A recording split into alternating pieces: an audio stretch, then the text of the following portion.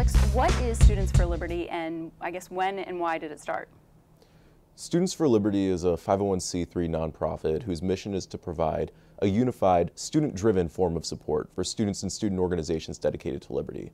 We formally incorporated a year ago, but the idea was first conceived 2 years ago in just a 12-person roundtable discussion about best practices for student groups. Out of that discussion, we decided to hold a small conference in New York that ended up being a large 100-student conference, which then became such an inspiration to so many students, we decided to turn it into a nonprofit with year-round resources to help students become leaders of liberty, not just tomorrow, but today as well. So it's really kind of a grassroots movement. Essentially, you started as part of this 12-person roundtable, just individual student organizers such as yourself that were just kind of trying to learn from each other, figure out how to teach students how to better organize. Absolutely. That's what I've loved about Students for Liberty is that it's an organic organization. We're run entirely by students and recent alumni. When we founded, we didn't have any institutional support directly helping us out. All we were is a number of students seeing a market need to support students on campus to become leaders and decided to fill it on our own cognizance. And so we started telling other organizations about it, began getting tremendous support early on from a variety of support mechanisms, but really it's always just been students putting their time and energy into helping other students out. So you've been formally incorporated, you said, for about a year now, and so how many students do you have as part of your, you said it's student run, how many people are part of your organization to date? Our executive board is comprised of about 11 students who run the daily operations, but we have literally thousands of students all over the globe working with us, a network of over 125 student groups that are trying to promote liberty in 23 different countries, and more signing on every week. Wow, that's exciting. What kind of pulse are you currently getting from students? I guess maybe specifically as it applies to the United States, your groups within the United States, what kind of issues are saying that is really important to them? The great thing about students today is that there's never been a more libertarian generation out there. Social issues are non-issues on campus. Everyone pretty much agrees that the government should stay out of people's lives and people should be able to do whatever they want in their personal lives. When it comes to foreign policy, there's a bit of a debate, but most students are really against foreign intervention unnecessarily and want to see a limited U.S. military. On economic issues, despite recent sanctions against private industry, most students still don't agree with high taxes. They don't think they're going to get any money out of Social Security. People are pretty much of the same mindset that they want smaller government and they want people to be able to take their own initiatives to solve social problems. And so Students for Liberty really helps students organize on a local campus and really kind of get a group together is kind of the function of Students for Liberty, correct? That's one of our main things, absolutely. We help student groups form and develop through consulting one-on-ones, sort of like a McKinsey & Co., also putting out handbooks on how to organize, how to bring in speakers, things like that.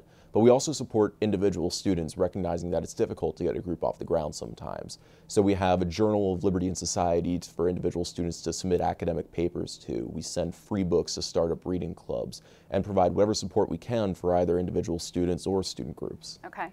And so you provide a lot of free books to these organizations as well, is that correct? And how do you get funding for that? What support have you been getting?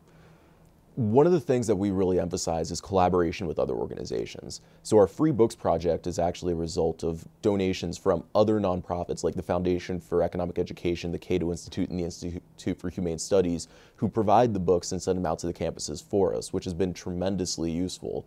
The funding that we get for our other projects is a result entirely of private donations, either from individual philanthropists or foundations who really support our cause. Tell us about your regional and international conferences. So our conferences are bread and butter of the organization. We started with an international conference and have really been developing that capacity because conferences are the best way to combine all the things that students need at once. It lets them know that they're not alone by introducing them to other pro-liberty students around the country. It lets them meet leaders of liberty today to inspire them and teach them about the ideas that underlie freedom. But at the same time, it provides them resources to promote liberty on campus through workshops, handbooks, and the enthusiasm really to come back. Our conferences are pep rallies to a large extent, where students just come here, they get excited, and go back on campus with all these great ideas to start implementing. And how many conferences do you have coming up? They're starting again in the fall? This fall, we're going to be running 7 regional conferences all over the United States in major cities to bring the ideas of liberty closer to them. Our international conference in Washington, D.C. is the premier event of the year for students, and we want them to come whenever they're able to. But we recognize that it's difficult for some students to be able to fly out to D.C., get a hotel, and all of that. So we want to bring these conferences as close to them as possible. We actually just created a new website for them as well, www.politicalconferences.org, where they're able to see all the information of these conferences and the speakers there, including David Nolan, the founder of the Libertarian Party, who's going to be speaking at the West Coast Conference. Perfect. And tell us, speaking of the Libertarian Party, tell us about the new relationship with the Libertarian Party with their endorsement. As a 501c3 nonprofit, Students for Liberty doesn't endorse or oppose any political party, but we're more than welcome and happy to receive endorsements from political parties like the Libertarian Party. So when the LP decided to update its campus organizations page to suggest students come to our websites, access our resources, we were absolutely thrilled because it shows the power of what a group of students are able to do to get the respect of a major political party like this. But at the same time, it just indicates all the great work that we've been doing, and it's important for students who want to get involved in any sort of political party or any political activism to understand the foundations of freedom, the ideas behind it, which Students for Liberty emphasizes, and get the training for how to effectively manage and organize individuals. No matter what political party students end up going into, Students for Liberty provides that training for them. Tell us about the Free Student Media Project. So Free Student Media is a new project we're working on right now that I'm really excited by. The purpose of it is to provide resources for students involved in media on campus, whatever type that is, whether it's a newspaper, magazine, blogs, filmmaking. We recognize that students don't have many resources for them right now. Students have to think up on their own how to start a blog or effective ways to create films. What we want to do is bring together students and non-students who have expertise in these areas to teach other students about how to effectively create their own video, how they're able to lay out a magazine that they want to publish on campus, and highlight the great work that student blogs and newspapers are doing already to inspire other students to do the same. Very good. And what things should we be looking for in the future? What projects are around the bend? Aside from massive expansion, we're planning to bring on many more student groups, help them get started, and grow our network in as many ways as possible.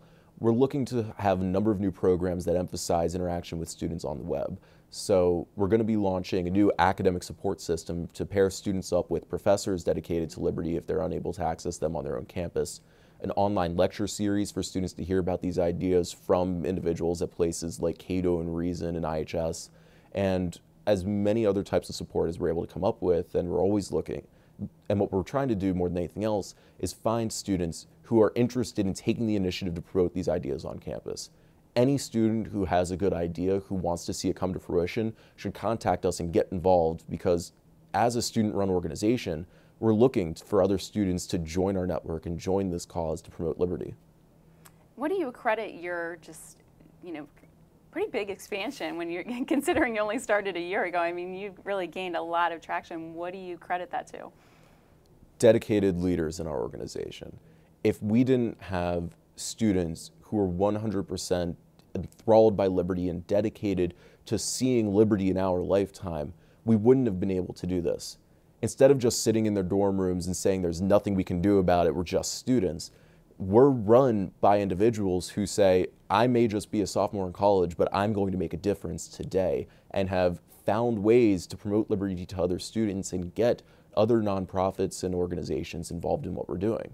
It all comes down to the initiative that the leaders of Students for Liberty have shown, and I've been absolutely honored to work with all of them. Thank you so much for coming in today. We really appreciate your time and appreciate everything that you're doing. No, thank you so much. Thank you.